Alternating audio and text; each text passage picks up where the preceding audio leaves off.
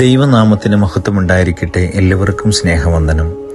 വലിയ നോമ്പിൻ്റെ 28ാമത്തെ ദിവസത്തിലേക്ക് എല്ലാവരെയും സ്നേഹത്തോടെ സ്വാഗതം ചെയ്യുന്നു.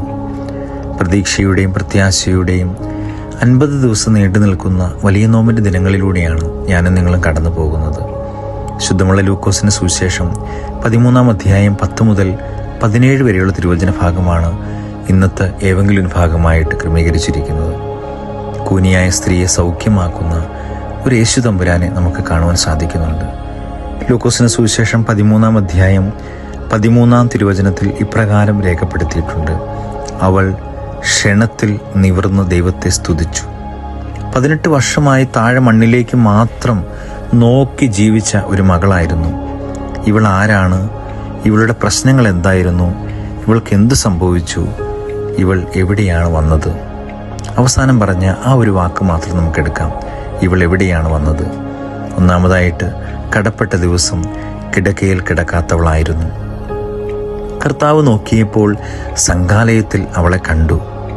പ്രിയമുള്ളവരെ, ഈ ഞായറാഴ്ച ദിവസം നിങ്ങളോട് ചോദിക്കുകയാണ്, കടപ്പെട്ട ദിവസം, അതായത് ഞായറാഴ്ച ദിവസം നമ്മളൊക്കെ കിടക്കയിൽ കിടക്കുന്നവരാണോ, അതോ ദൈവത്തെ അന്വേഷിച്ച് ദൈവാലയത്തിലേക്ക് പോകുന്നവരാണോ? ഈ ഞായറാഴ്ച ദിവസം നാം ഓർക്കണം, ആത്മശരീര മനസ്സ് ഉന്നതിയിലേക്ക് ഉയരുമ്പോൾ കർത്താവിൻ്റെ ദൃഷ്ടിയിൽപ്പെടും. അവൻ നമ്മളെ വിളിക്കും, അവൻ നമ്മളെ സ്പർശിക്കും, നാവ് ഉയരും, സ്തുതിഗീതങ്ങൾ ഉയരും. ഇതാണ് ദൈവാലയത്തിൻ്റെ പ്രത്യേകത. ക്രിസ്തുവിനെ കാണാൻ വരുന്നവർക്ക് ഉയരത്തിലേക്ക് നോക്കുവാനുള്ള കൃപ ലഭിക്കുമെന്ന് ഈ ഏവെങ്കിലും ഭാഗത്തിലൂടെ നമുക്ക് കാണുവാൻ സാധിക്കുന്നുണ്ട്. സ്നേഹമുള്ളവരെ, ദൈവാലയം എന്ന് പറയുന്നത് സൗഖ്യം പ്രദാനം ചെയ്യുന്ന ഒരു സ്ഥലമാണ്. സൗഖ്യവും സന്തുഷ്ടിയും സമാധാനവും ഒഴുകുന്ന ഒരു പൂന്തേനരുവിയാണ് ദൈവാലയം. വരൂ, നമുക്കും പോകാം ആ ദൈവം വസിക്കുന്ന ആലയത്തിലേക്ക്.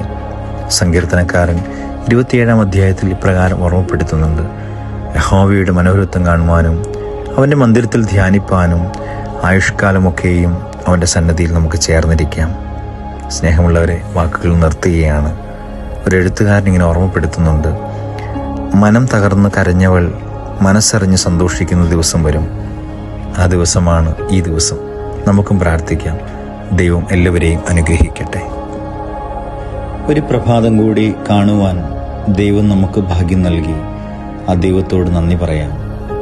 ഞങ്ങളെ അതിവാത്സല്യത്തോടെ സ്നേഹിക്കുന്ന ദൈവമേ, ഈ പ്രഭാതം വരെയും കൃപയുടെ തണലിൽ ഞങ്ങളെ സൂക്ഷിച്ച പരമപിതാവേ, ജീവിതത്തിൻ്റെ ഈ പകലിൻ്റെ അലച്ചിലുകളിലും ഓട്ടപ്രദക്ഷിണങ്ങളിലും സ്വസ്ഥമായി ജീവിക്കുവാനും അവിടുന്ന് കരുണ തോന്നണമേ. ദൈവമേ, കൃപയുടെ തണലിൽ ഞങ്ങളെ ചേർത്ത് വയ്ക്കുന്നല്ലോ. ഞങ്ങളുടെ ബലഹീനതകളെ ഒന്നും അവിടുന്ന് ഓർക്കരുതേ ദൈവമേ. ആഴമേറിയ കരുണയിൽ മാത്രം ഞങ്ങൾ ആശ്രയിക്കുന്നു. നൽകിയ എല്ലാ നന്മകൾക്കും ഒരിക്കൽ കൂടി ഞങ്ങൾ നന്ദി പറയുന്നു. പിതാവിൻ്റെയും പുത്രൻ്റെയും ജീവനുള്ള പരിശുദ്ധ റൂഹായുടെ നാമത്തിൽ തന്നെ ആമേൻ.